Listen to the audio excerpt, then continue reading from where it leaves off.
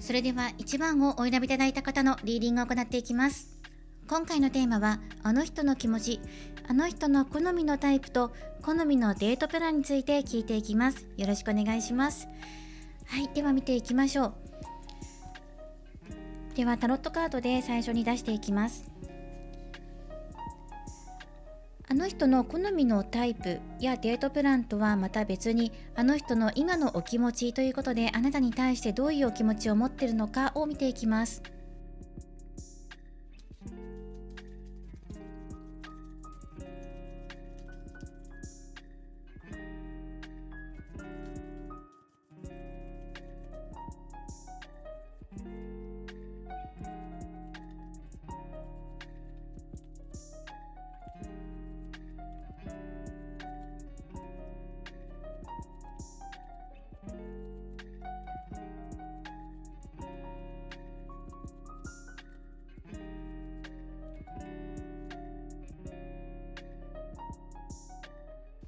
はい、カードを見ていきましょう。まずお相手の現状、スターのカードです。そして少し前の過去がソードのエース。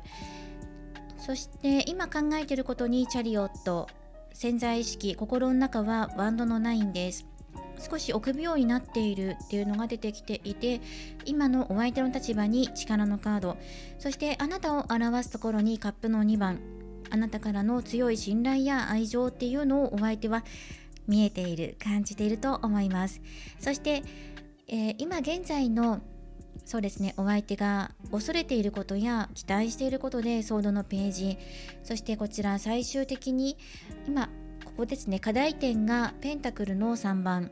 近未来の流れにペンタクルページとソードの5番というのが出てきています。これで見ていきます。はい、お相手の現状としては、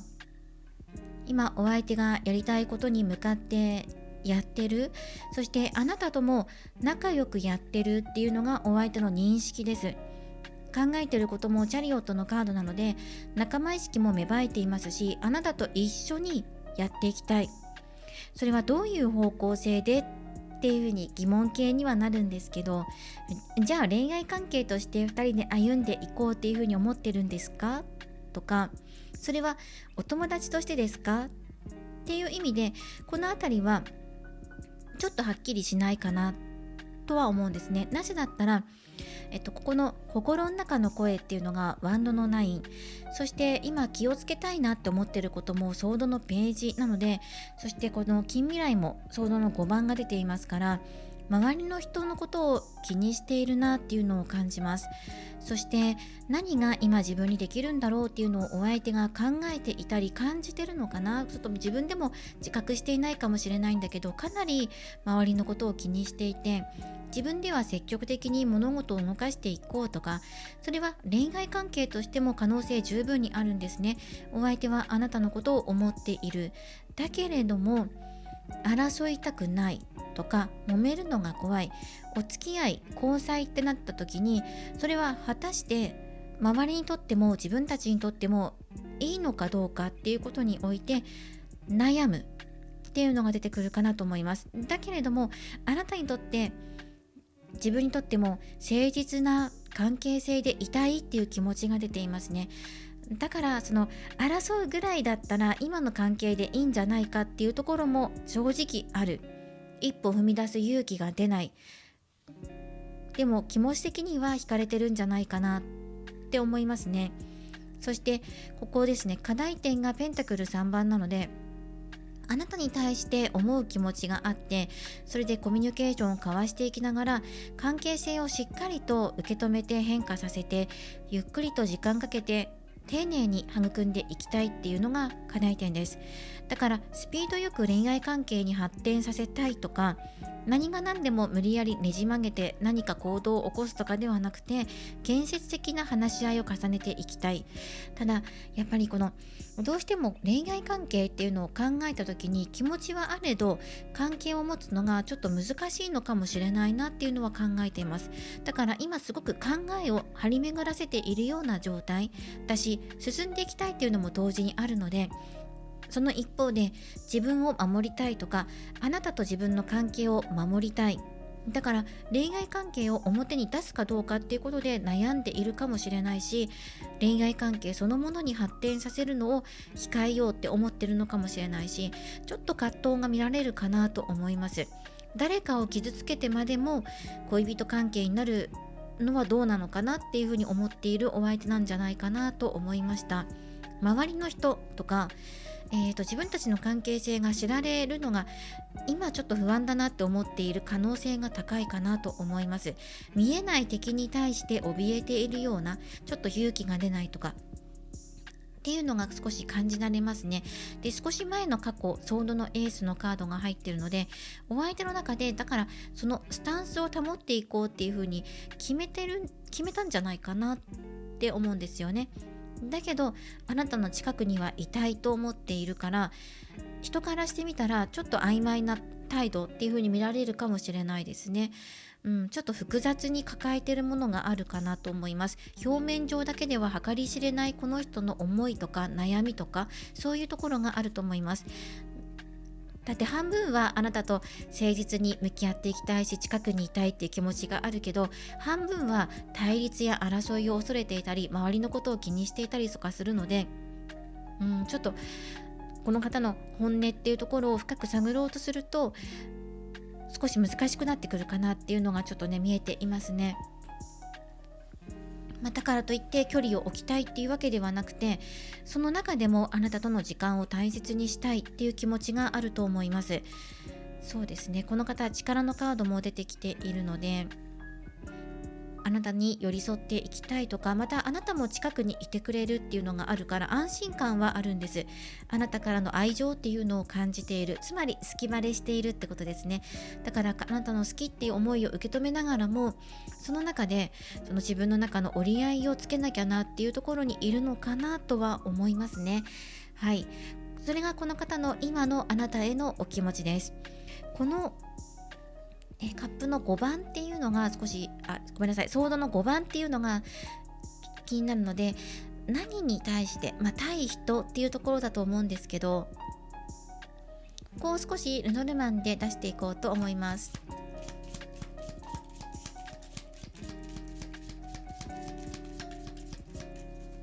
あなたと恋人関係になった時に、恋愛関係になった時に、そこに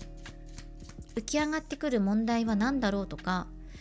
喜びももちろんあるんですけど、手放しで喜べないような何かがあるような気がします。で、補足のカードもタワーのカードなので、関係性を構築するにあたって課題点があるっていうふうにこの方の中では思っていて、かなりそれはこのお相手が内心がすごく複雑な方なんですね。だから表向きはすごく明るくしている、振る舞っているかもしれないけど、心の中ってすごく闇の部分に覆われていたりとかするかもしれないから、自分の本心をなかなか明かせないとか、考えていることを全て伝えづらいとか、そういう方なのかもしれません。ちょっと心の葛藤を抱えているなという感じです。そして恋人関係になるには課題が多いかもしれない。なぜだったら毎日一緒にいることが嬉しさでもあり、一方で苦しみでもあるからっていうところが入ってくるかなと思います。一緒にはいたいっていう気持ちがあるし、仕事上か何かで毎日顔を合わせるような関係だと思います。そしてこの人自身もかなり目立つ方っていうのが入ってくるので、モテる方なのかなとも思います。だからといって他の異性がとかそういうことではないんです。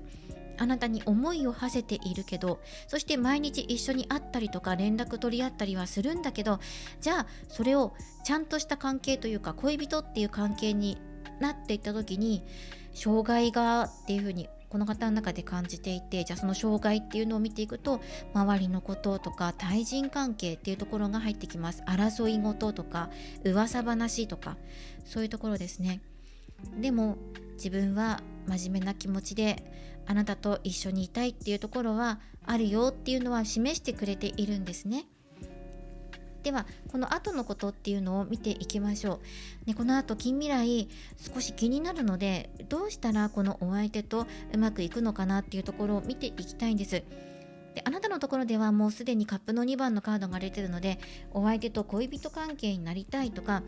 今そのお付き合いしている方だとしたら、もちろん相思相愛で付き合ってるよねっていう風な認識でお互いいるし、だけどそれから先交際続けていくにあたっては、ちょっと揉め事、喧嘩とか対人関係、もちろんお二人の喧嘩っていうのもこの方気にしてるのかなっていうところはあります。片思いの関係性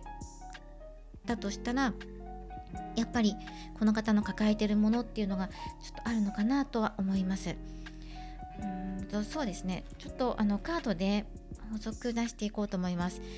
この先の未来、近未来どういうことがあるのかなっていうのをアストロロジーのカードで出していこうと思います。ここまで警戒しているってことは、警戒心のすごく強い方なのか、もうそういうことがあるんだっていうのが分かってるのか、どちらかかなと思います。サターン、土星のカードですね。やっぱり厳しさ、課題とか自分にとってはプレッシャーっていうことで、お互いですね、お互いこれ恋の近未来なので、2人の間にとって課題となるようなものが現れると思います。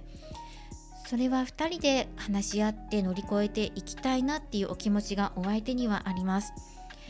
それを乗り越えることができたら、時間がかかるかもしれないけど、この障害を乗り越えた先には2人がこのように手を取り合ってパートナーシップを結ぶような、そんな未来もあります。この試練を途中で諦めてしまえばそこまでだし、それを乗り越えていくためにはっていうことで、お互いちゃんとしっかりとした絆を育んでいくこと、そしてこの方の警戒心っていうのを丁寧にほぐしていく作業っていうのが必要になってくるかなと思いますね。あなたの優しさがお相手にちゃんと届いている、それだけは忘れないでください。ただ2人がね、その恋愛関係になっていくんだったらって見たら、やはり乗り越えなければいけないはっきりとした課題っていうのが見えていると思います。ではここからちょっと前半を終えて後半切り替えていきます。あの人の好みのタイプと好みのデートプランについてお伝えしていきます。じゃあこの方はどんな人がタイプなのかなっていうところで見ていきましょう。トランプのカードは7番です。これをラッキーナンバーとして捉えてください。ラッキーナンバー7番で、この花はアザミというお花です。パワーストーンのカードからはモルダバイト、宇宙とのつながりを深める、人生が良い方にドラマティックに。対応しているチャクラは1、4、6、7です。何かが変化、そうですね、変化が起きる時なのかもしれないですね。トゥルーラブのオラクルカードからは愛を表現しよう。そしてフードオラクル、こちらラッキーフードとして捉えてください。トマト、パッション、情熱、活気が出る。はい、トマトをぜひお食事に取り入れてください。そしてこのカードは知恵のカードですね。深い海の中に潜っていくっていう、そういうカードでもあります。この中からお相手の好みのタイプなどをお伝えしていきます。テーマは心で世界を感じる人に惹かれるあの人です。あの人が恋に落ちるのは世界を優しく感じられる人でしょう。派手さや外見の美しさではなく、あの人が惹かれるのはその人がどんな風に世界と向き合っているのか、それをとても大切に見ています。例えば夜の空を見上げて星が綺麗だねとつぶやいたり、道端の小さな花に気づいて立ち止まる、そんなさりげない優しさと感性を持った人に、あの人の心はふっと動かされるのです。自分の気持ちに正直で誰かのために静かに動ける、そんな心の静けさと奥ゆかしさにあの人は惹かれていくのです。そしてもう一つ、あの人が大切にしているのは自分の意思を持っているかどうかです。誰かの意見に流されたりとかせずに、自分が大事にしていることを心の中でしっかりと持っている、そんな人に静かに尊敬と憧れを抱いています。強く見せる必要なんてないですが、心の中に一本ぶれない芯があること、それがあの人にとっての本当の魅力として映るでしょう。外見じゃなくて中身とか、あとその人がどう捉えているのかっていうところに、この方はときめきを感じるみたいです。そしてその静かな強さを象徴するのがこのアザミのカードです。この花言葉は独立や幻覚という意味を持ちます。困難の中でも倒れないで自分を信じて立ち続ける方、その方のその力をこのアザミは象徴していると思います。あの人にとっての理想のタイプはまさにこうした自分の足で立って優しさを忘れない人なのだと思います。この方がデートに求めるのも心が通い合う時間です。相手がどんな世界観でいるのかなとか、どんな感性でいるんだろう、どんなものの見方をしてるんだろう、この食事をしたらどんな感想を言うんだろうとか、そこに注目を置いてるみたいですね。人混みや派手なイベントよりも星の見える高台や夜の海辺、自然の中をゆっくりと歩んでいくような、二人きりで空気を共有できる場所をこの方は好みます。言葉がなくても目を合わせただけで分かり合えるような、そんな時間があの人にとっては何よりの宝物です。心と心でつながるデートこそがあの人の理想。そしてこのモルダバイトというカードから、あの人は魂が目覚めるような出会いをどこかで求めています。楽しいだけの恋愛よりも自分を変えるような、人生に深く染み込んでいくような恋に価値を感じています。恋愛相手にも目に見えないものを大切にできる感性を求めているのでしょう。心の奥にある第7チャクラ、クラウンチャクラですね。ここに強く関わっているあの人は言葉や形よりも感覚や気配を信じるタイプです。二人で過ごす静かな時間に今同じ気持ちでいるねと感じ合えるような、そんなつながりを何よりも大切にしています。そしてこちらですね。深い海を表しています。深く沈んでいく。このカードのような世界観をあの人は持っています。表面には見えなくても深い場所で静かに感情が育っている。そんな恋をしたいと思っているのです。一気に燃え上がるような恋ではなくて、じっくり育っていく関係を求めるのもあの人の愛し方の一つです。この愛を表現しようというメッセージもあの人の内面を映し出していると思います。照れくさくても手をつないだり、名前を呼んだり、素直な気持ちを優しく伝えること、あの人はそんな小さな愛のサインをとても大切にしています。静かで温かくてじんわり心に染みるような愛されているという気持ちがこの人にとって何よりも嬉しいものであります。そして最後にこのトマトのカード、こちらも見ていきましょう。これは内に秘めた情熱と生命力を表しています。落ち着いた雰囲気の中にとても深い誰かを大切にしたいというエネルギーが流れています。恋愛相手がふと笑った時、あの人の心は太陽みたいに暖かくなっていきます。そんな風にシンプルな幸せを育てていく恋をあの人は夢見ているのです。あの人の理想のタイプは静かな優しさと自分だけの意志を持つ人、そして心でつながる時間を大切にできる人です。世界を優しく見つめる感性、そして自分自身を信じる強さ、その2つを持っている存在にあの人は特別感を感じるようです。はい、ではラッキーカラーも出していきましょう。あなたにとってのラッキーカラー、そしてお相手があなたのことをどう見ているのか、それらも含めて出していきます。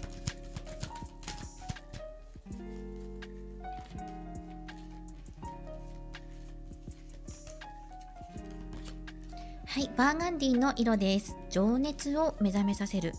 あなたと一緒にいるとこの心の中の情熱に火がつく。いつもだったら表面上に出さないような心の奥底にしまっているような気持ちっていうのがふつふつと出てきたりとか、またじっくりと時間をかけて育んでいけるような信頼関係をあなたとだったら築けるんじゃないかっていうふうに思わせてくれる。そうですね、そのように感じているみたいです。ラッキーカラーはバーガンディの色、ぜひこの深みのある赤を取り入れてください。そしてアドバイスカードもう1枚ルノルマンから出しましょう、ね、そのお互い気持ちがあるのにどこか課題を感じてしまうようなあの人。はい、雲のカードです。もやもやする気持ちがあるかもしれません。あなた自身も不安に思う気持ちだったり、この人と恋愛関係になりたいけどどうなんだろうっていうふうに思うようなことがあるかもしれません。そういうモヤモヤしている時こそラッキーフードを取り入れたり、あとはラッキーカラーを取り入れたりしていきながら、あなた自身の愛を表現表に出していってみてください。それはお相手にいずれ伝わっていきます。またここにやはり周りの人とか周りの目とか噂とか今のお互いの立場とかそういうことが入ってくると思うので、例えば恋愛関係になるんだったら誰かに何か言われるだろうなとか、表に出していけるのかどうかとか、そういうところだと思います。そこでピンとくる方はやっぱりその課題に対してご自身もモヤモヤしちゃうんだっていうところがあると思う。考えちゃう、課題試練だって思っちゃう。それをどうやって晴らしていくのかっていうところに2人で協力関係を結んで取り組んでいくことが一番の近道です。お相手と好きだよ、そうだねっていう風になって、じゃあどうすればいいかなっていう風になっていくのが一番いいんですけど、多分その流れを作るのが難しいっていう風に思ってるんじゃないかなと思うんですね。なのでご自身の中で今整理できるものは整理しておいて、順調に恋愛関係を育んでいけるような体制、土台作りをしとく、基盤作りをしとく。何かに問題があると思います。例えばお互いのお仕事の状況だったり、体調の問題だったりとか、何かしら見直すところがあると思うので、何をすっきりとさせたらこの恋うまくいくのかなっていうのを、まずは自分自身の課題を見てみてください。ではお相手と、近未来デートできますかっていうことに対してタロット引いていこうと思います。少しもどかしいような今のお二人の関係性、そんな中二人きりのデートできますか？近未来デートはできるでしょうか？はい、ペンタクルの2番、できそうな感じですね。あまり気負いせずに誘ってもいいと思います。カップの5番です。そうですね、ネガティブ思考にならず、私はこうだからダメなんだわっていうふうに思わず気楽に誘ってみてください。ペンタクル2番は余裕を持って、そして同時に2つの物事をこなしていくっていうことなので、仕事も恋愛も余裕を持って取り組むとか、楽しい気持ちを忘れずにとか、そういうことが伝わってきます。または時間を大事に使っていきましょう。2人のバランスを見ながら調整をとってスケジュール合わせてデートしてもいいと思います。ネガティブにならずに誘ってみてください。そしてお相手からその次いいお返事がもらえなかったとしても、また次があるよっていう風に気持ちを切り替えておいてください。その切り替えが大事だよっていう風に出てきていました。ではお選びいただいたオラクルカードからのメッセージです。このカードはザ・パスト、過去を手放すというカードです。これはもう過去に縛られる必要はないということを伝えてきてくれています。昔の不安やうまくいかなかった思い出があなたの心をそっと引き止めているかもしれません。でも今は新しい未来を選ぶとき、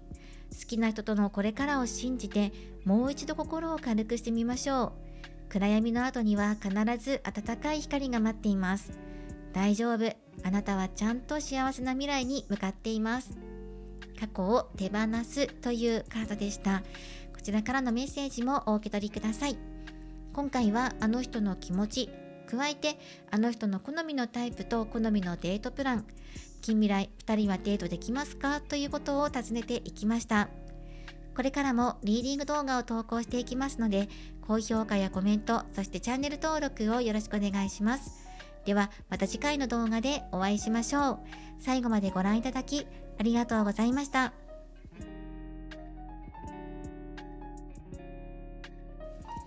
それでは2番をお選びいただいた方のリーディングを行っていきます。今回のテーマはあの人の気持ち、そしてあの人の好みのタイプと好みのデートプラン、2人は近未来デートできますかということについて見ていこうと思います。よろしくお願いします。2番をお選びいただいた方はアバンダンス、豊かさのカードです。はい、ではまずお相手の今のお気持ちをタロットカードから出していきます。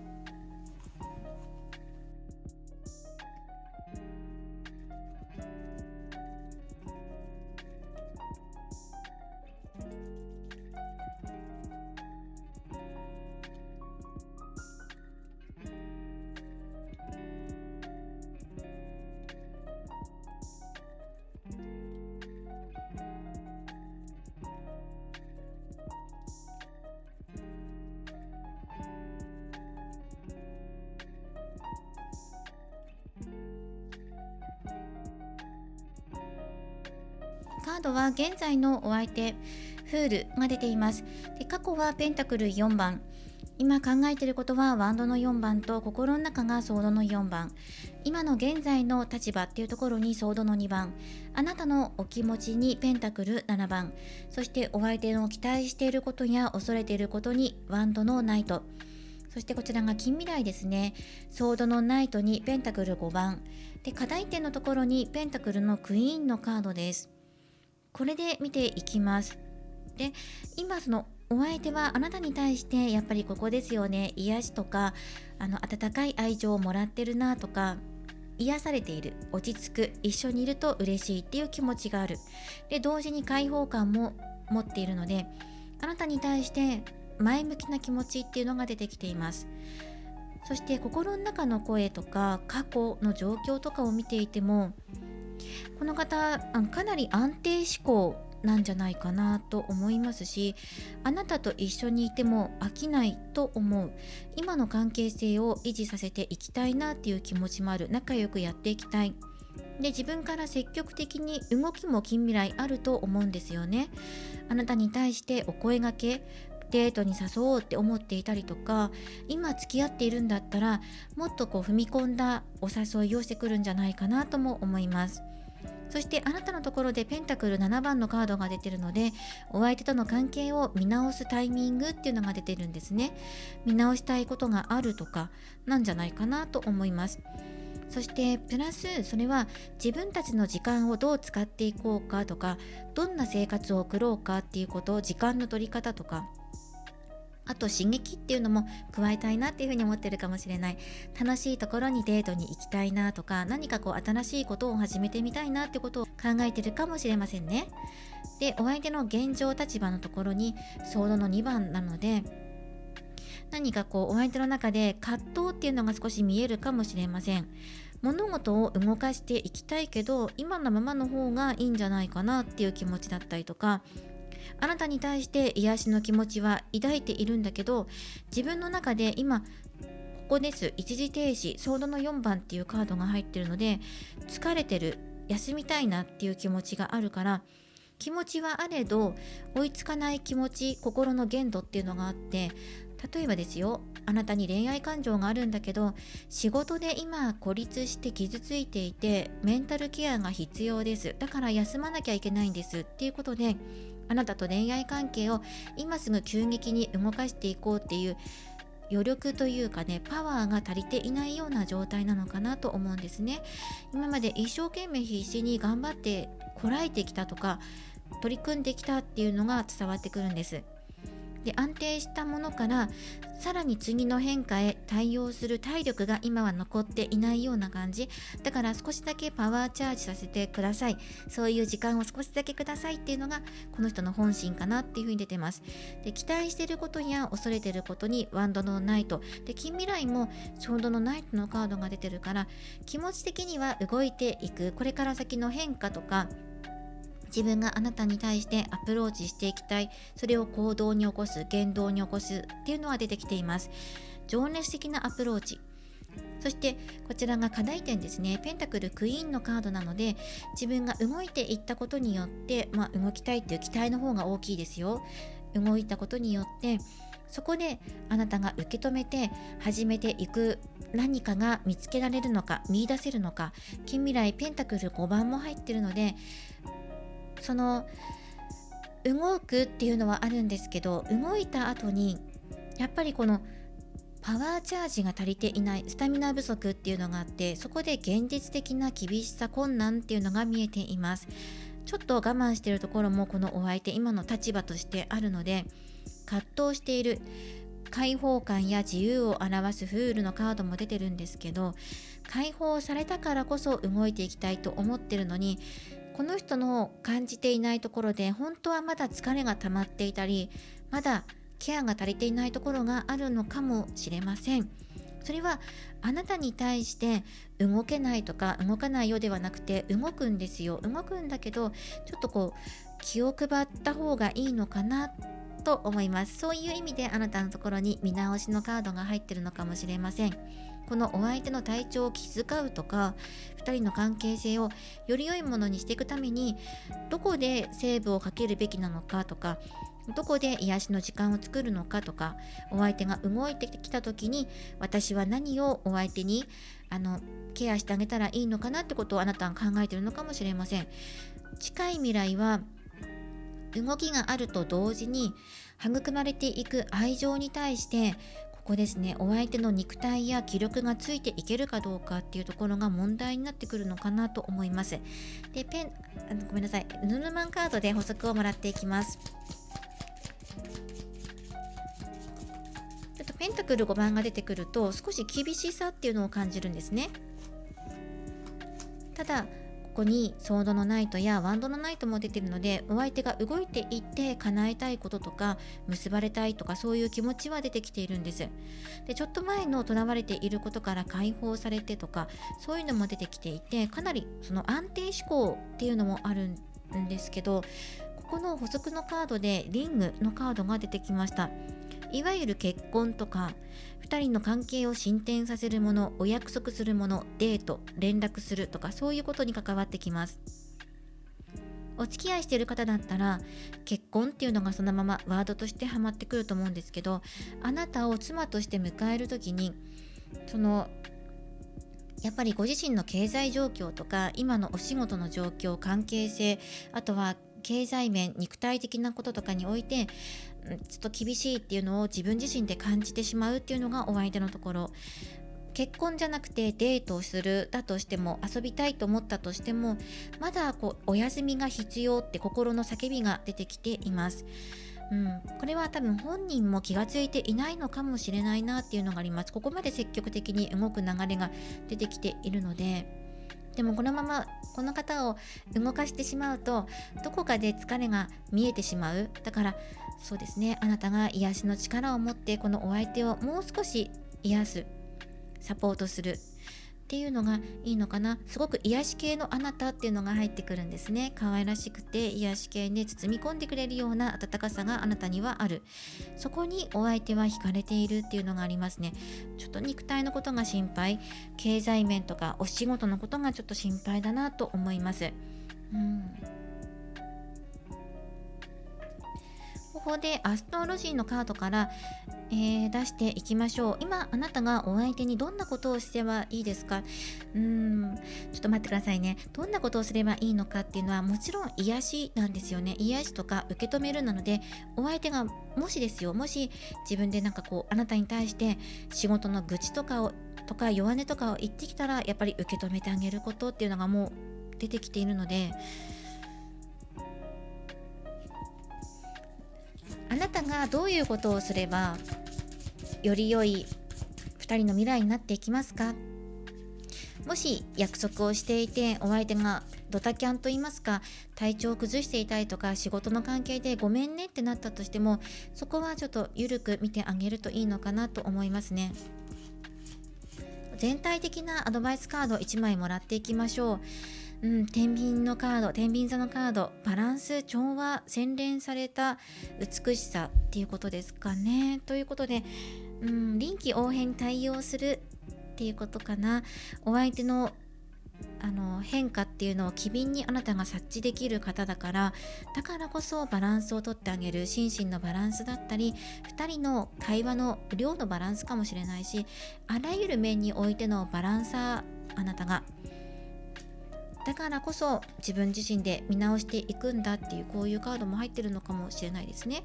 どこかでお相手にストップさせて、今休もうっていう風に自然と誘ったり、休む方向に誘えるような方なんじゃないかなって思ったんです、あなたが。だからすごく癒しをもらってるっていう風にお相手が思っていますね。気になるのがそのペンタクル4番、ソードの4番、ワンドの4番に囲まれていて、カップの4番だけがここに出てきていない。この方を囲っているのがカップ以外の4番のカードで、気持ちの安定を求めているのかなっていう風にも感じますね。はい、この方が今実は明るく振る舞っていても心の中で抱えているものがあるし、これから近い未来動いたとしてもアプローチしてきてくれると思うんですけど、だとしても抱えている辛さ、苦しさとか疲れっていうのがあるんじゃないかなと思いました。では話をまた切り替えて、この方の好みのタイプと好みのデートプランについてオラクルカードに聞いていますので、こちら見ていきましょう。まずこれはラッキーナンバーとして捉えてください。ラッキーナンバー2番です。ブラックベリーのカード、花言葉は思いやりです。そしてパワーストーンはアマゾナイト、希望や願望を叶えてくれる石、コミュニケーションや創造性アップとあります。チャクラは4番と5番のカード、コミュニケーションのカードですね。ハートと喉を表している第4と第5なので、この方とのコミュニケーションっていうのがすごく大事な時なんじゃないかなと思います。そしてキノコのカードですね。ターニングポイント、分岐点、分解と再構築です。こちらもラッキーフードとしてぜひキノコを食べてください。そしてあとはトゥルーラブのオラクルは受け取る、そしてこれはチェンジ、変化です。まさに分岐点とか変化とかね、あとは受け取るっていうのもあるので、受け渡しだと思うんです。お相手から受け取るものもあれば、あなたから与えるものもある、そのやり取りの交換があるんじゃないかな。なぜだったらここに天秤座のカードでバランスっていうのが強く出てきているので、受け取るだけじゃなくてとか与えるだけじゃなくて、どちらも与え合う、そういう関係性っていうのが見えてきています。ラッキーカラーを出していきます。受け取るっていうのもあるので、嬉しいことももちろんあなたは受け取ると思います。はい、ではラッキーカラー見ていきましょう。藤色、モーブです。クリアな聴覚を楽しむ。聴覚なので音楽とかね、聞くとかっていうのがラッキーアクションかなと思います。では、見ていきましょう。この方がどんな人に惹かれるのかというと、一緒に過ごしたいなって思える人っていうのが出てきています。あの人が心を動かされるのは、明るくて話していて楽しい人。例えば会話の中でふっと笑わせてくれたり、ねえこれ面白くないって言って小さな発見を一緒に楽しめたり、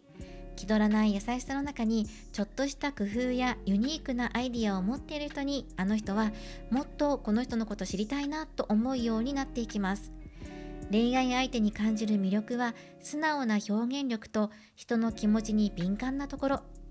まさにあなたにぴったりなんじゃないかなと思います。この人は自分の話をちゃんと聞いてくれるなというふうにあの人が感じられると、心を開きやすくなります。恋愛相手と深く関わるとき、笑顔が可愛いとか会話が面白いとか、それだけではなくて、その場の空気を読むバランス感覚やちょっとした思いやりがとても大切だとあの人は思っています。そんな心の温かさにあの人はどんどんと惹かれていくでしょう。なんかこれを見て思って感じてるのは、あなたのことなんじゃないかなっていうふうに私は思っています。あなたを象徴しているような気がしますね。じゃあこの人の好みのデートプランを聞いていったんですが、この人が望んでいるデートっていうのは、場所よりも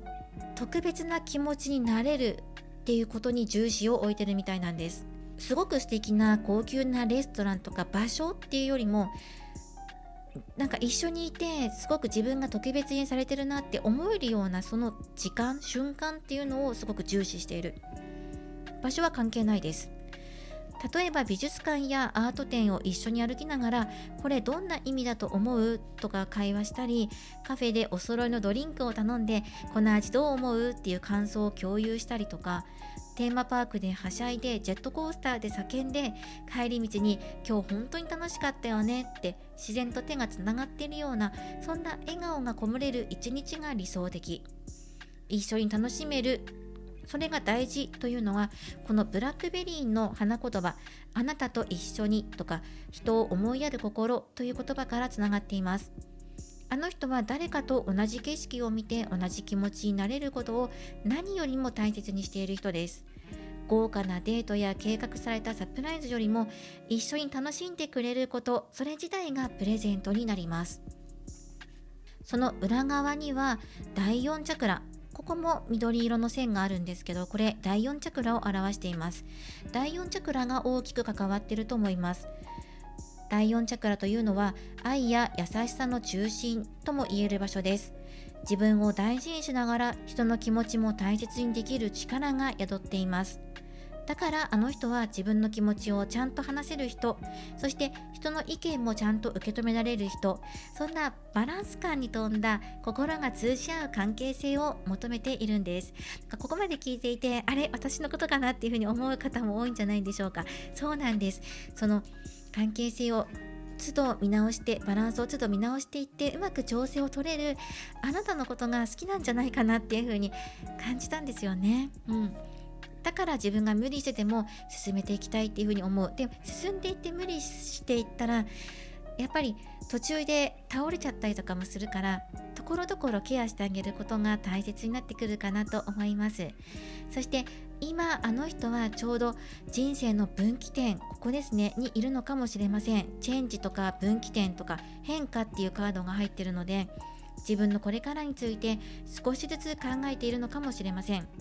このままでいいのかなとか、もっと楽しくなる道があるかもというふうに内面での変化が起きている最中、そんな時そっと寄り添って、あなたらしい道を選んでもいいんだよと言ってくれる人に強く安心感を覚えると思います。それがあなたなんですよね。もう入ってるんです。そしてアマゾナイトというこの石の意味、これは自由な表現、前向きな言葉、そしてバランス感覚です。あの人はバランス感覚を大切にしています。だからネガティブな話で盛り下がるというよりも、こんな楽しいことしてみたいね、こうだったら面白そうというふうに未来の話で盛り上がれる人に心を惹かれていきます。実は本当のあの人は少し受け取ることが苦手な面もあるんです。誰かに甘えるのが不安だったり、迷惑かなというふうに思って遠慮しちゃうタイプ。そんな時に恋愛相手の素直なありがとう、一緒にいて嬉しいという言葉があの人にとってすごく安心できるのだと思います。少しずつでいいので、あなたの優しさをそのまま伝えてみてください。あの人はちゃんと受け取る準備ができています。つまりあの人の好みは、話していて楽しくて、でもしっかりと心に寄り添ってくれる人です。そして一緒に笑い合って新しいことを見つけていける相手。ありのままのあなたが見せるちょっとしたユーモアや素直な思いやりが、あの人にとっては宝物のように感じられるようです。まさしくあなたのことを思っていますよっていうのが現れているんじゃないかなと思います。とても素敵。ラッキーカラーの筋の色ですね、もぜひ取り入れてみてください。ちょっと淡いパープルですね。ラッキーフードはキノコですね。ラッキーナンバーは2番です。ではこの後2人は近未来デートできますかっていうことに対して、タロットカードからカード引いていこうと思います。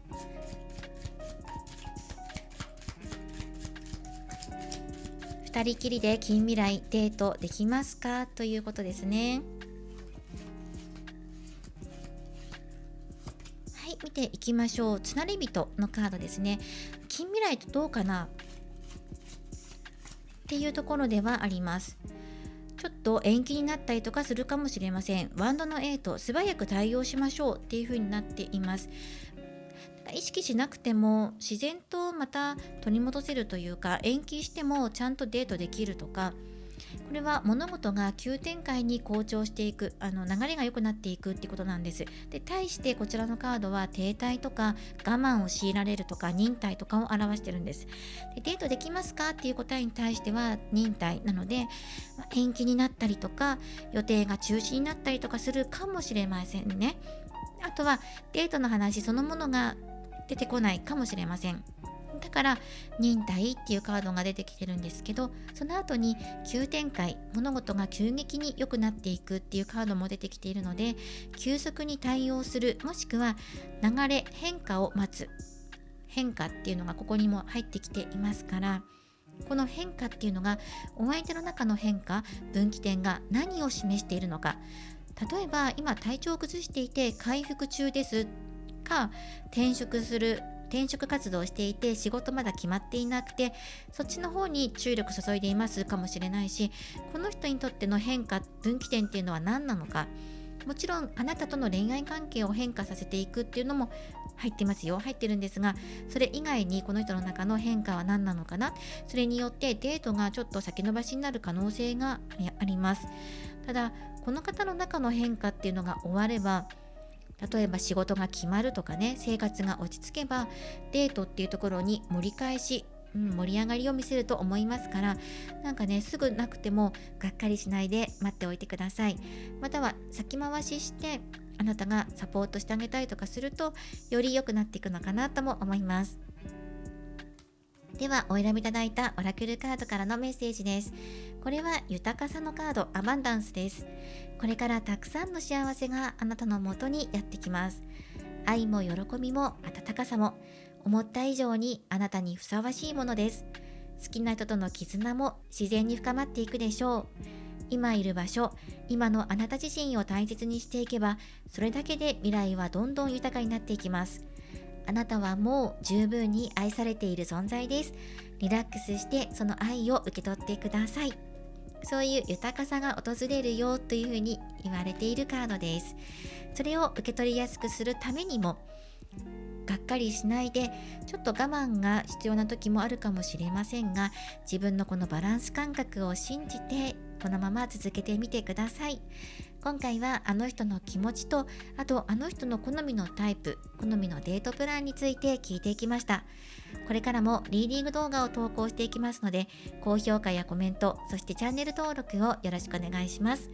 ではまた次回の動画でお会いしましょう。最後までご覧いただきありがとうございました。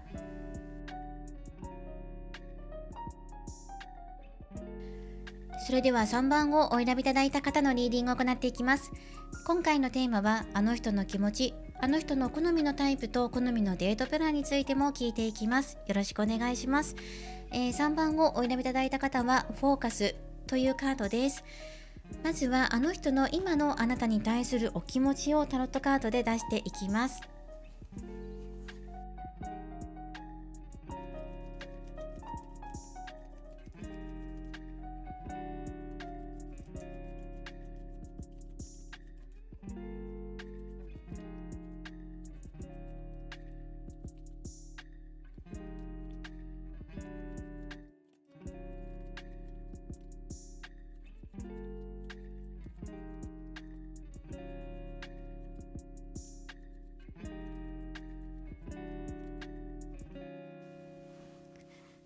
はい、こちらのカードで見ていきます。カードが全部映っているでしょうか。お相手の現状です。エンペラー、そして今考えていることにペンタクルの8で、潜在意識はワールドです。少し前辛かったことあったのかなと思います。ソードの10です。そして、課題点がワンドのキング、お相手の現在の立ち位置、立場っていうところにペンタクルの10、あなたを表すところにワンドの2番、お相手の期待していることや恐れていることにソードのクイーン、そしてこの近未来の流れっていうのがカップのクイーンと太陽のカード、成功を表す太陽のカードです。で、ポイントを押さえておきたいところにワンドのキングとなっています。はい、過去辛いことがあった、それを乗り越えてあなたと恋愛関係になっていくっていう流れですね。太陽のカードも示している通り、どんなに障害があったとしても今自分は進んでいくんです。そういう姿勢をお相手は見せてくれると思います。そして少し気になるのが、周りの関係値かなと思いますねが少し入ってくるんですけど、そこまで気にしなくてもいいかなと思います。2人の愛情がしっかりとあれば、それはもう全て輝かしいものになっていくと思います。お相手が今心から感じていることはあなたとつながっていくこと、世界を完成させて明るい未来へとしていくことです。ここが一番のこのお相手の願いなのかなと思いますね。そして周りの人物で特に思い当たる節がないという方は、もうそのままですね、お相手が優しさを見せ、あなたがそれを受け取り、そしてあなたの愛情をお相手が受け取り、2人で紡いでいく明るい未来ですね。問題はそのポイントとしてはワンドのキングっていうのが出てきているので、この方の男性性が強めなのかなと思います。性別問わずなんですけど、行動とか、あと自分から発するエネルギーですよね。外に向いて発するエネルギーがこの方が強いっていうのがあるかなと思います。それをどうあなたが受け止められるのかっていうのがポイントになってくるんですけども、でもこの太陽のカードが出てるし、特にそんなに気にすることではないのかなと思います。うまく付き合っていけると思いますね。そしてすごく優しい時間に包まれるような近未来もあります。過去にすごく辛いことがお互いの間であったとか、お相手の中であったんだけど、それを清算して今はもう切り替えて未来望んでいます。明るい未来の変化っていうのを望んでいますので、そんな風に流れていくんじゃないかなと思います。で、一方でその対人関係というか、そうですね、何人か人が絡んできている場合っていうのは、お相手側に例えば絡んでくる人がいるんですってなっている場合は、お相手はその周りの人間関係を整理してあなたと掴み取っていく恋愛っていうのを選んでいきます。そして2人の間に入ってくるような人がいるのであれば、それを何とかしたいなっていうのはお相手考えてると思いますし、あなたの方でもそうですね、人間関係を整理させておくことっていうのが、ポイントとしては入ってくるかなと思います。あとはそのライバルの存在に対してそんなに気にしなくてもいいよっていうことだと思いますね。どれかに当てはまるかなと思います。特にライバルの存在も気にしていないし、特にね、周りの人に対しても気を使うような人もいなくてだとしたら、純粋に2人の愛情を信じて進んでいくだけっていう風にシンプルに捉えてください。はい、だと思います。では、ここまで見ていったので、アストロロジーのオラクルカードで少し見ていこうと思います。過去は確かにソードの点が出ているんですけど、過去を深掘りしても、今回は特にいいのかなとも思うんですね。あなたのところでもワンドの2番だから、もう過去じゃなくて未来なんだよってことがこのカードたちが言ってるので、特にここは深掘りしなくてもいいのかなと思います。はい、未来っていうところに目を向けていこうと思うんですね。で、お相手があなたに対してどういう動きを見せるのか、もう少し具体的に深掘りしていきましょう。一方で受け身になる可能性もあるなとは思うんですけど、ただお相手が今考えていることって、意識的に考えていることは毎日の積み重ね。例えば毎日あなたに会いたいなとか、やり取りしたい、コミュニケーション交わしたいとか、自分であなたを毎日ね思い続けていますよっていう、日々ね積み重ねていますっていうことです。そして現在の立場っていうところでもペンタクル10、チームワークとか仲間っていうのが出てくるので、あなたと日々一緒にいるような関係性なのかなとも思います。コミュニケーションを取り合っていて、とっても円満です。そしてかつ自分でも動いていきたい気持ちにあふれている、活気情熱にあふれているんだけども、そこでそうですね、自分で多分動いてくると思うんですね。なんか動けなくってとか待ちとかではなくて、自分から動いて掴み取っていくと思うんですけど、その動き方にちょっと多少ズレがあるかも。太陽のカードが2枚目ですね。すごく輝かしい人、眩しい人だなっていうのを感じますね。はい、どんな風にあなたに動きを見せてくれるか、もうそのままですね、自分っていうのをアピールしてくると思います。自分の存在感をアピールする。あなたに知ってほしい。十分知ってると思うんですけど、自分だけを見ていてほしいとか、またこの人がすごく輝いているので、あなたにとってもこの人しか見えていないっていうような状況になると思います。優しさで包まれる、情熱で周りが見えなくなるぐらいの、なんていうんだろう、そのラブラブっぷりっていうのが近未来訪れるかもしれません。輝きすぎているっていう風に、愛情で輝きすぎているっていう風に出てきているので、なので例えばお仕事一緒ですっていう方だとしたら、ラブラブすぎて周りが目を当てられなくなっちゃうから、仕事は仕事で割り切ろうねとか、そういう感じでうまくやっていくといいのかなとは思うんですけど、全然悪いことじゃなくて、むしろすごく明るい内容になっていますから、いいのかなっていうふうに私は思います。はい、素晴らしい成功とか自信とかね。この人と一緒にいるとお互い自信がついて、2人の絆がより一層強くなるような、そんな明るい展開っていうのが出てきています。では後半戦に話が変わっていきます。あの人の好きなタイプや好みのデートプランについてお伝えしていきます。こちらのカードからもらっています。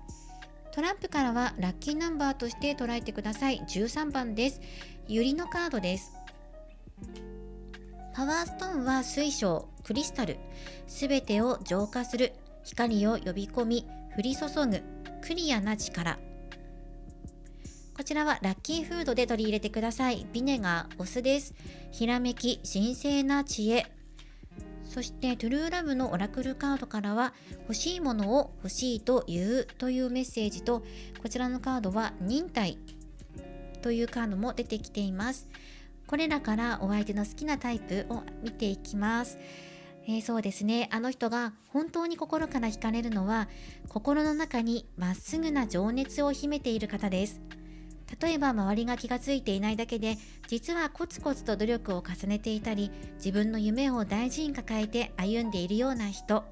みんなの前でアピールしなくても、自分の信じた道を真剣に歩いている姿に、あの人は深く心を動かされるようです。少し自信がなかったり、言葉が不器用でも構いません。むしろそんな風に不器用でも、それでも前を向いて頑張ろうとする姿に強い魅力を感じるようです。うまくいかなくても諦めないで進んでいく。そのひたむきさに、あの人は心の奥でそっと尊敬とときめきを抱くようになっていきます。好みの外見は透明感のある雰囲気。優しい眼差し、ナチュラルなスタイルに好感を持つようです。飾らない綺麗さを感じる人に、あの人は安心感やぬくもりを感じるのかもしれません。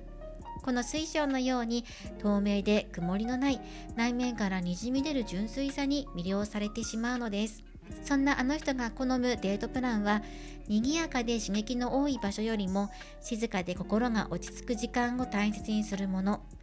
自然のある公園をゆっくり散歩したり、静かなカフェで2人でおしゃべりして楽しんだり、特別なことはしなくても気持ちが安らぐことと、一緒にいて安心できること、それがあの人にとって一番の幸せです。忙しい毎日の中でふと心がリセットされるような温かくって穏やかなひとときが、何よりもこの人のご褒美になっています。そしてこのユリのカードですね。これは肯定ユリというんですが、この花言葉は才能、人を喜ばせる、天上の愛です。で、皇帝のユリというと、ここにもエンペラー、皇帝のカードが出てきていましたね。はい、この方がすごく目立つ方とかリーダーシップを取るような方なんじゃないかな、情熱的な方っていうのが入ってきています。はい、そしてこのユリの花言葉からも、あの人が惹かれる相手というのは、人の心にそっと寄り添うような優しい方、その優しさで周囲を癒すような存在、そして自分の中にある才能や強さを静かに育てている人です。その姿があの人にとっては天上の愛、天の上の愛そのもので、特別な光を放っているように見えています。また第6チャクラ、こちらですね。またこのクリスタルのカードからチャクラが描かれています。第3チャクラと第7チャクラです。第3チャクラは自信や自己価値につながっていますし、第7チャクラは頭頂部分といって工事の次元とつながるチャクラと言われています。この部分が特徴的です。あの人は直感やひらめきを大切にするタイプなのかなと思います。言葉には出さなくても、人の表情や雰囲気、ちょっとした仕草からたくさんのことを感じ取ります。だからこそ本当の気持ちを隠さずに表現してくれる人が好き。上辺ではなくて心の声で会話できる相手に強く惹かれます。今あの人は自分自身と向き合おうとしているのかもしれません。ですので今のあの人は焦らず待てる人とか、自分のペースを大切にしてくれる人と一緒にいたいと願っています。この忍耐のカードからも出ていますが、忍耐強く自分の夢や信念を信じ続ける力を持つ人に強く安心感を抱くのかもしれません。そしてあの人の世界にはひらめきと気づきが大きなテーマとなっています。毎日の中でふとした瞬間に感じるインスピレーションや心に浮かぶアイディアをとても大切にしている人です。ですから相手にもそのひらめきを尊重してくれる優しさや柔軟性を求めます。すべてを理屈で考えるよりなんとなく好きという感覚を信じるタイプなのかもしれません。まとめると、あの人が好きなのは自分らしさを大切にして努力を惜しまないまっすぐな人です。心を落ち着けて話ができる、静かで優しい時間を一緒に過ごせる人、言葉ではなく空気でつながる、そんな心のやり取りができる人、それがあの人の好みのタイプです。はい、というふうに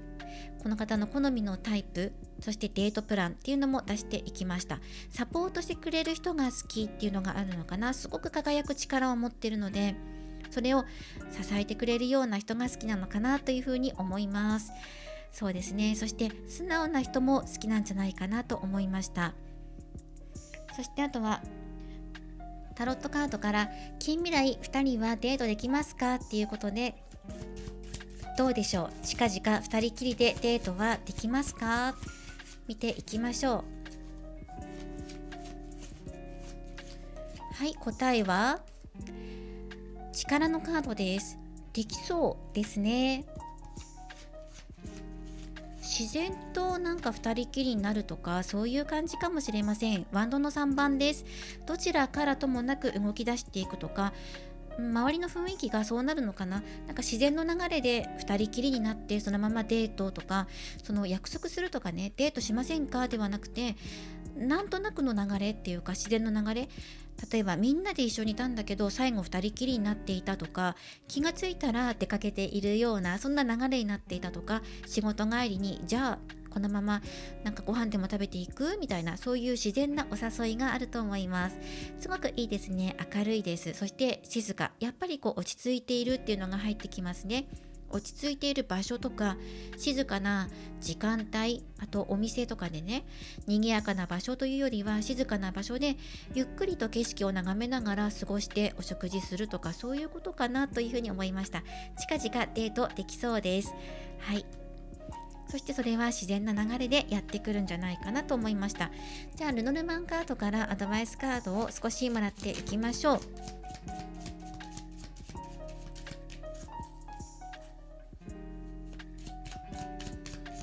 あなたの方でも我慢せずに欲しいもの欲しいって言ってくださいね。はい、見ていきます。犬のカードです。パートナーシップ、信頼関係を表すカードです。そしてね、今意識するといいことは、そこからさらに次の関係性へっていうことで、欲しいものを欲しいっていうのと同じように、楽しいことを楽しいって言って分かち合う、そういう瞬間を作ってみましょう。意識的に作ってみてください。毎日一緒にいるような仲だと思うんですよね。なのでお仕事上の付き合いであれば、そこにプラス要素で気持ちを共感するっていうことです。嬉しい、楽しいとか悔しいとかでもいいと思うんですよね。それをまず共有し合う。そこから2人で出かけていって、この料理どう思うとか、あの映画どうだったみたいな感じでお互いの気持ちを通い合わせる、そのすり合わせをやってみてください。少しずつ丁寧にやってみてくださいね。そうすると信頼関係の上にプラス恋愛感情っていうのが乗ってきて、良い効果が得られると思います。はい、ということでお選びいただいたオラクルカードからもメッセージをもらっていきます。フォーカス、集中するというカードです。未来はあなたの心の向き方次第で形になっていきます。あれこれ迷ったり、他の人と比べたくなる時もあるかもしれません。でも好きな人との未来を信じて、焦らず自分のペースで一歩ずつ進んでいきましょう。小さな努力が必ず大きな幸せにつながります。あなたが願う未来に向かって物事はちゃんと進んでいます。焦らず自分を信じていきましょうというメッセージです。こちらのフォーカスのカードもぜひお受け取りください。そしてラッキーカラーですね。申し訳ありません、選択肢の後になってしまいました。ラッキーカラーを出していきましょう。失礼しました。切り直していきます。ラッキーカラーを出していきます。1枚飛び出てきましたね。もう1枚出しましょう。ブリリアンス、光沢の色です。キラキラ光るものっていう風に捉えてください。そしてコーラル、サンゴ色です。まずはブリリアンス、光沢の色というのは自分の輝きを発見する、あなたのキラキラしている、これをやるとキラキラする、自分が生き生きとするなっていうことを感じることでもいいし、輝いているものを身につけてもいいし、自分の輝きを感じること、私ってこんな長所があるんだっていうことを自信につなげてください。そして人生に流れとシンクロシニティを呼び込むというコーラルの色です。はい、シンクロシニティというとお相手と共鳴し合うだったりとか、偶然が重なって二人きりになるとか、そういうことがあると思います。偶然、二人きりになったら今だと思って自分から声をかけて、この後ご飯行かないみたいなことを誘ってもいいかもしれません。シンクロを感じる時が来るかも。それが流れに乗る時。そして自分の輝きを見つけてくださいねって、あなたの心をときめかせるものは何でしょうかとか、自分の中で大事に思っているものは何とか、あなたの中の太陽っていうのはどんな存在っていうことをもう一度自分の中で感じてみてください。ラッキーカラーは輝く、ブリリアンス、光沢色とコーラル、サンゴ色です。はい、このカラーも参考にしてください。ラッキーフードはお酢、そしてラッキーナンバーは13番です。今回はあの人の気持ち、そしてあの人の好みのタイプと好みのデートプランについて聞いていきました。これからもリーディング動画を投稿していきますので、高評価やコメント、そしてチャンネル登録をよろしくお願いします。ではまた次回の動画でお会いしましょう。最後までご覧いただきありがとうございました。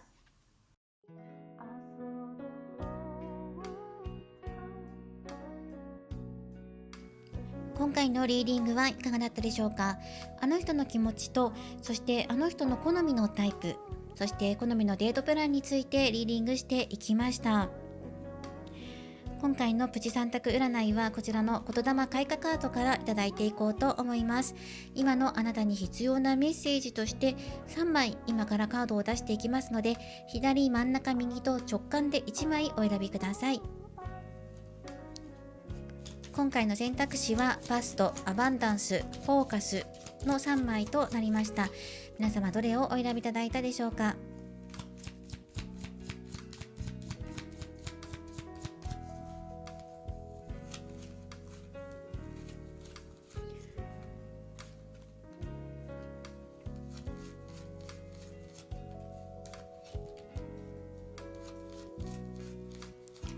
はい、では3枚出しました。じっくりと見て直感でお選びください。さあ、ゴールデンウィークもう入っていると思います。いかがお過ごしでしょうか。天気も良くて気候も暖かいと言いますか、暑いと言いますかね。そして暑さには十分対策していってくださいね。ゴールデンウィーク楽しく過ごせますようにとお祈りしています。私は相変わらず家での作業が続く毎日かなというふうに見ています。はい。で、5月3日にライブ配信もあります。で、この動画がですね、いつ投稿されるのかっていうのが多分5月3日過ぎるかなっていうふうに思っています。なので今はその5月3日の前なのでライブ配信をしてないので、ライブ配信の感想をお伝えすることができないんですが、今のこの時点ではすごく楽しみにしています。早速見ていきましょう。では左をお選びいただいた方です。はい、お金のカードです。マネー is feeling。 お金を大切に使えていますか。幸せに使ったお金は戻ってきます。幸せのためにお金を使いましょう。大切にというメッセージが入っています。お金っていうことなので、何に今自分がお金を使っているのかなっていうことをもう一度振り返ってみてください。それが大切なことに使えているのであれば、そのお金は価値として戻ってきます。私もお金の使い方について見直さなきゃいけないなとか、1年の予定立てなきゃいけないなっていうふうに毎年考えたりとか、1年の間でも何回かに分けて振り返ったりとか計画を立て直したりしてるんですけど、今年はその自分の学びに投資したりとかしていて、で中にはまだ投資しきれていない、まだ学びきれていないとか、学び始められていないものもあるし、もう十分学びきったなって、十分投資したなって思うものもあります。で中には、自分の中では当時はいいと思って進めていたことでも、振り返ってみたらやっぱりここは節約してもよかったなって思うようなこともありました。お金の使い道っていうことで振り返るといろいろこう出てくるんですけど、だから今一度この左をお選びいただいた方は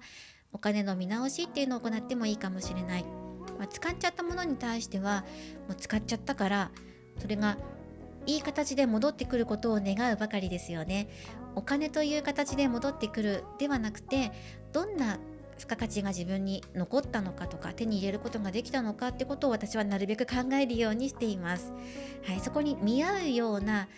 対価じゃなかった、自分が支払ったものの方が大きかったかもしれないけど、でもそれでも学びはあったんだっていうふうに捉えるようにしています。真ん中をお選びいただいた方です。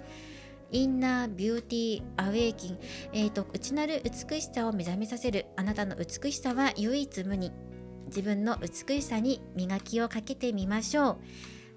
ボディメイクをする、ボディケアをするでもいいし、マッサージするとかストレッチするとか運動するとか、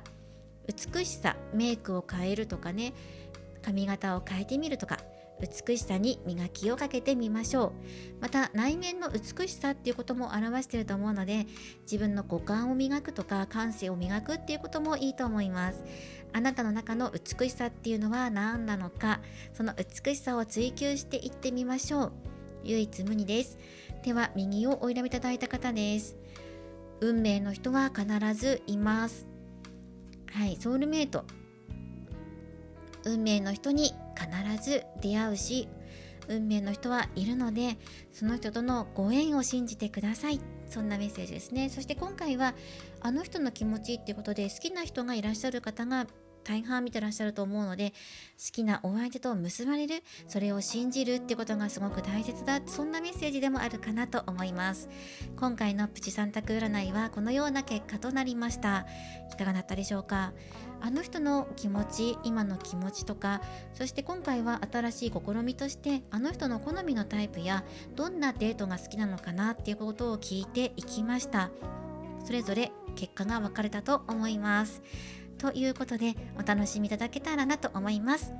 では今回も最後までご視聴いただきありがとうございました。また次回の動画でお会いしましょう。